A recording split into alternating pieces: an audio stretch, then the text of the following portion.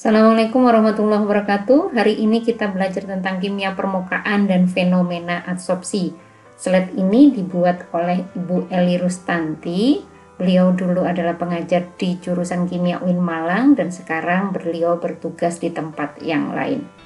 Oke, kita lanjutkan di slide berikutnya. Ilmu kimia permukaan, untuk ilmu permukaan itu dibagi menjadi dua tinjauannya berdasarkan interaksinya pada permukaan. Tinjauan itu berdasarkan interaksi. Jika interaksinya secara kimia disebut sebagai surface chemistry, sementara jika interaksinya secara fisika disebut sebagai surface fisik. Ilmu yang mempelajari fenomena fisika dan kimia yang terjadi pada antarmuka dua fasa disebut sebagai ilmu permukaan. Ini mempelajari interaksi antar muka, padatan cairan, padatan dan gas, padatan dan ruang hampa, maupun cairan dan gas. Bidang kimia permukaan dimulai dengan katalisis heterogen yang dipelajari oleh Paul Sabatier dengan hidrogenasi. Katalis hidrogen, apa ini maksudnya ya? Berarti adalah antara katalis dan medianya atau reaksinya itu mempunyai fase yang berbeda. Jika misalnya katalisnya padat, medianya atau fasenya adalah fase cair. Irving Langmuir juga pendiri dalam bidang ini dan jurnal ilmiahnya yaitu Langmuir menggunakan namanya. Adsorpsi Langmuir digunakan untuk memodelkan atau menggambarkan adsorpsi lapis tunggal di mana seluruh titik adsorpsi permukaan memiliki afinitas yang sama terhadap spesies yang diadsorpsi. Jadi kalau pada adsorpsi itu ada adsorben itu bagian atau material yang mengadsorpsi, sementara yang diadsorpsi disebut dengan adsorbat. Nah, pada Langmuir ini mengumpamakan bahwa afinitas atau daya tarik dari sisi adsorben itu dianggap sama. Itu adalah model untuk adsorpsi Langmuir. Kimia permukaan dapat didefinisikan secara umum sebagai kajian reaksi kimia pada permukaan. Hal ini berkaitan erat dengan fungsionalisasi permukaan yang bertujuan mengubah susunan kimia pada permukaan dengan menambahkan unsur tertentu. Nah, unsur tertentu ini maksudnya adalah memodifikasi permukaannya atau gugus fungsi yang menghasilkan berbagai dampak yang diinginkan atau peningkatan sifat-sifat permukaan atau antarmuka. Jadi maksudnya pada keilmuan kimia itu memodifikasi permukaan adsorben agar mempunyai kemampuan mengadsorpsi terhadap target, senyawa target yang sesuai harapan. Jadi dimodifikasi oleh beberapa kemis atau beberapa orang kimia, begitu ya. Selanjutnya tentang fenomena antarmuka. Fenomena atau kejadian pada antarmuka. Semua proses kimia maupun fisika dalam reaksi kimia terjadi pada batas antarmuka, batas antara dua fase yang disebut dengan antarmuka atau interface. Fenomena yang terjadi pada batas antarmuka ini dalam proses terjadinya reaksi sangat penting untuk menjelaskan berbagai mekanisme reaksi seperti kristalisasi, proses elektroda maupun katalisis heterogen. Penggolongan kita sekarang ke tabel penggolongan antarmuka. Jadi antarmuka yang terjadi interaksi tadi itu bisa fasenya apa saja. Nah, ini kita golongkan. Fase gas dan gas. Bagaimana kalau fase gas dan gas? Maka di sini adalah tidak ada kemungkinan ada interaksi antarmuka. Misalnya pada udara kita yang kita hirup. Kita membutuhkan oksigen, tetapi di dalam atmosfer kita tidak hanya oksigen, kita tahu itu. justru yang paling besar apa? Yaitu adalah nitrogen. Di sana ada nitrogen, oksigen, uap air, kemudian ada misalnya gas CO2, tetapi antar muka lapisan-lapisan itu atau molekul-molekul itu tidak terpisah oleh batasan-batasan tersendiri, sehingga tidak ada kemungkinan interaksi di antar muka gas dan gas. Selanjutnya adalah gas dan cairan, yaitu misalnya permukaan cairan atau air yang berada di atmosfer. Kemudian berikutnya adalah gas dan padatan. Permukaan contohnya adalah permukaan padat dengan gas, yaitu bagian di atas meja. Jadi di atas meja kita tahu itu adalah gas atau udara, maka itu ada interaksi antara gas dan padatan. Berikutnya adalah cairan dan cairan. Misalnya pada emulsi. Nah, antar muka cairan dan cairan pada emulsi ini akan ada interaksi. Cairan dan padatan nomor 5 ya. Nah, ini ada antar muka cairan atau padatan yang disebut dengan suspensi. Berikutnya adalah padatan dan padatan. Nah, ini antar muka padatan dan padatan yaitu partikel-partikel serbuk yang saling melekat. Jadi interaksi padatan dengan padatan apa ada? Ada. Antar muka mereka itu kemudian terjadi interaksi. Contohnya adalah partikel-partikel serbuk yang saling melekat, ya. Antar serbuk yang menggumpal, melekat. Nah, itu dikatakan ada interaksi antar muka. Setiap molekul tersusun sedemikian rupa sehingga gaya tarik-menarik yang bekerja pada molekul tersebut seimbang. Nah, ini bukan pada permukaan ya. Pada molekul yang lainnya, bukan pada lapisan terluar. Jadi kalau misalnya kita punya meja, di bagian dalamnya itu molekulnya tersusun sedemikian rupa sehingga gaya tarik-menarik pada molekul-molekul di dalam meja tersebut seimbang. Tetapi jika pada permukaan tidak seimbang lagi. Nah, gitu ya. Nah, untuk menyeimbangkan gaya pada permukaan, karena tadi pada permukaan kan tidak seimbang. Untuk menyeimbangkan gaya pada permukaan, salah satunya dengan cara menarik molekul lain dan merubah komposisi atau konsentrasi jumlah molekul pada permukaan tersebut. Berubahnya konsentrasi molekul pada antar muka tersebut disebutlah adsorpsi. Nah, jadi karena ada interaksi antar muka ya, tadi gara-gara pada permukaan itu molekulnya selalu tidak seimbang, maka kemudian mereka dalam rangka menyeimbangkan jika antar muka tadi itu bertemu, kemudian berubahlah konsentrasi molekul pada antar mukanya. Nah, peristiwa itu disebutlah dengan adsorpsi. Hal ini bisa mengakibatkan hal ini bisa diakibatkan dari interaksi secara fisika maupun interaksi secara kimia. Pada berubahnya konsentrasi tadi ya. Jadi pada konsentrasi molekul antar muka tersebut itu mengalami perubahan dan perubahan itu disebutlah dengan adsorpsi. Perubahan ini kemudian bisa secara fisik maupun secara kimia. Misalnya yaitu adalah proses terserapnya air pada kapas atau spons. Ini contoh dari adsorpsi. Nah, sekarang kita bedakan mana adsorpsi, mana absorpsi. Sebelah kiri ya, ini yang kursor saya, ini adalah adsorpsi. Kita lihat di sini bahwa interaksinya antara adsorben dan adsorbat ya, itu pada permukaan saja. Jadi jika di sini D, maka di sini adalah perubahannya pada permukaan.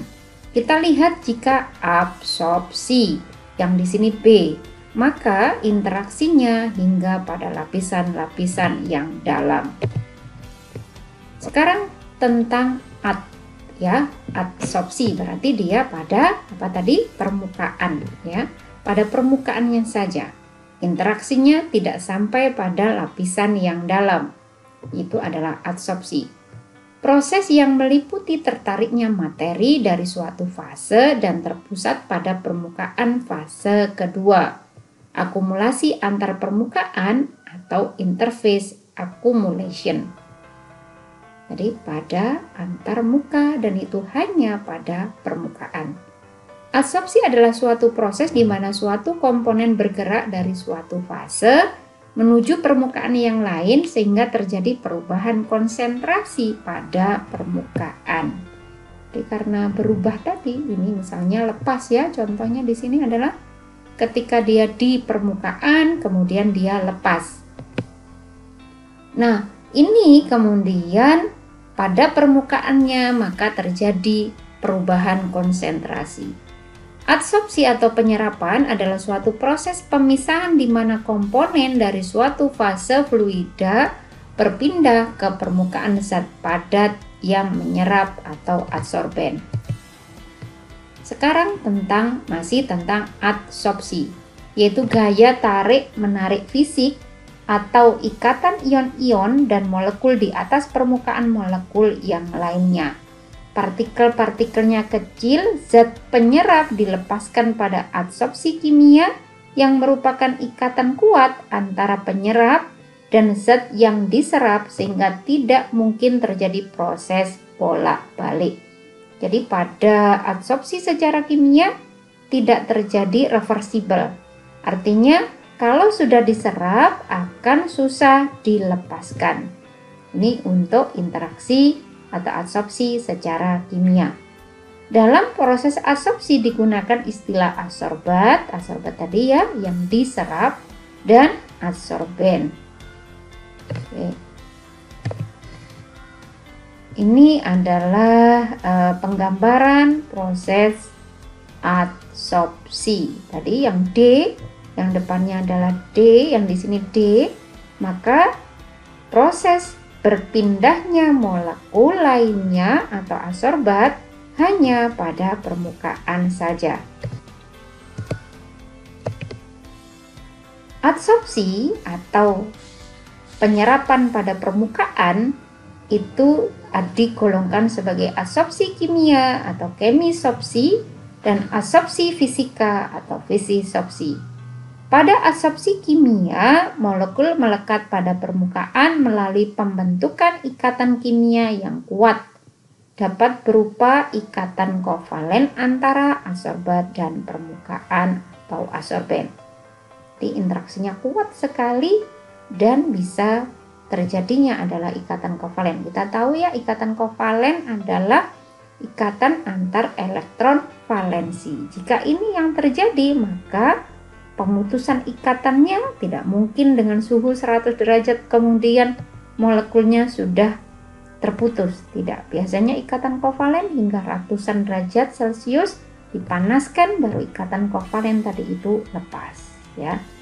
Adsorbat melekat pada permukaan hanya melalui interaksi van der Waals. Kalau adsorpsinya fisika, fisisopsi, adsorbat itu melekat pada permukaan hanya melalui interaksi van der Waals. Nah, interaksi ini termasuk dalam interaksi intermolekuler yang lemah. Karakteristik adsorpsi. Nah, ini ada adsorpsi kimia dan adsorpsi fisika. Adsorpsi kimia atau kemisopsi, kemudian adsorpsi fisika atau fisisopsi. Kita bandingkan. Karakteristiknya, mereka bisa dipisahkan atau adsorpsi, adsorben, dan adsorbatnya bisa dilepaskan pada suhu tinggi. Sementara pada fisisopsi pada suhu rendah antara adsorben dan adsorbat sudah bisa dilepaskan. Entalpinya tinggi.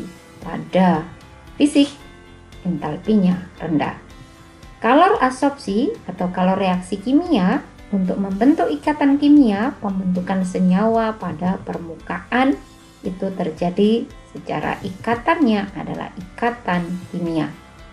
derajat spesifitas tinggi, dan absorpsinya terjadi secara monolayer. Monolayer ada, kemudian kalau di visisopsi terjadi multilayer. Nah, absorpsi monolayer ini hanya satu lapis saja, tidak berlapis-lapis. Molekul adsorbat tidak bebas bergerak pada permukaan. Ini wajar karena mereka terikat sangat kuat sehingga tidak mudah untuk berpindah. Kemudian irreversible, artinya susah untuk dilepaskan antara adsorbat dan adsorben.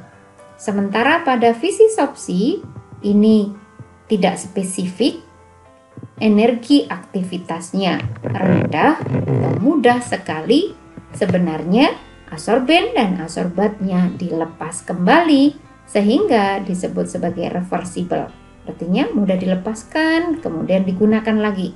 Contohnya di sini misalnya untuk visisopsi misalnya adalah tinta dan katrit, ya, tinta dan tempatnya itu. Nah, ketika tinta dimasukkan dalam spons katrit, biasanya spons katritnya ini dari partikel adsorben, dan kemudian tintanya tadi kita anggap sebagai adsorbat, diisikan di dalam pori-porinya, tetapi dia mudah dilepaskan, ya. Buktinya dia kemudian tidak tertahan lama. Tapi ketika nempel di kertas, maka ada tinta yang berpindah ke kertas, tidak menempel secara kuat di katrit dan tidak bisa dilepaskan. Contoh adsorpsi kimia, adsorpsi fisika. Pada adsorpsi kimia contohnya adalah misalnya di sini adsorpsi nitrogen pada besi pada 80 Kelvin. Adsorpsi gas oleh arang, ini contoh adsorpsi kimia. Sementara adsorpsi fisika contohnya adalah adsorpsi O2 CO pada wolfram. Kemudian ada adsorpsi hidrogen pada Ni di suhu tinggi. Faktor-faktor, sekarang kita lihat faktor-faktor yang mempengaruhi adsorpsi. Kita tinggal sedikit lagi. Nah, saya kira untuk faktor-faktor yang mempengaruhi adsorpsi hampir sama dengan pada saat kinetika reaksi, ya. Kinetika reaksi kimia itu apa saja? Nah, pada adsorpsi ini juga kurang lebih sama. Ada waktu kontak, maka makin lama, maka adsorpsinya akan makin banyak. Luas permukaan adsorben, ya ini di kinetika juga ada, ya. Makin kecil ukurannya berarti luas permukaannya makin besar. Ya, luas permukaan makin besar, maka jumlah yang diserap atau diadsorpsi akan makin banyak.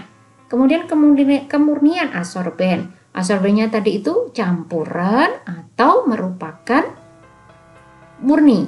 Nah, untuk memurnikan ini ada juga tahapan yang disebut dengan aktivasi. Contohnya apa? Misalnya, kita tahu bahwa cangkang kerang, cangkang udang ini mempunyai adsorpsi yang kuat terhadap misalnya terhadap logam-logam di perairan. Jadi udang itu di mana? Udang di tempat yang tercemar misalnya, maka cangkangnya udang tadi itu mampu menyerap pencemar tadi di udang. Ketika cangkang atau kitin kitosan yang berasal dari cangkang udang tadi itu mau kita gunakan ulang, itu kita aktivasi. Aktivasi maksudnya apa?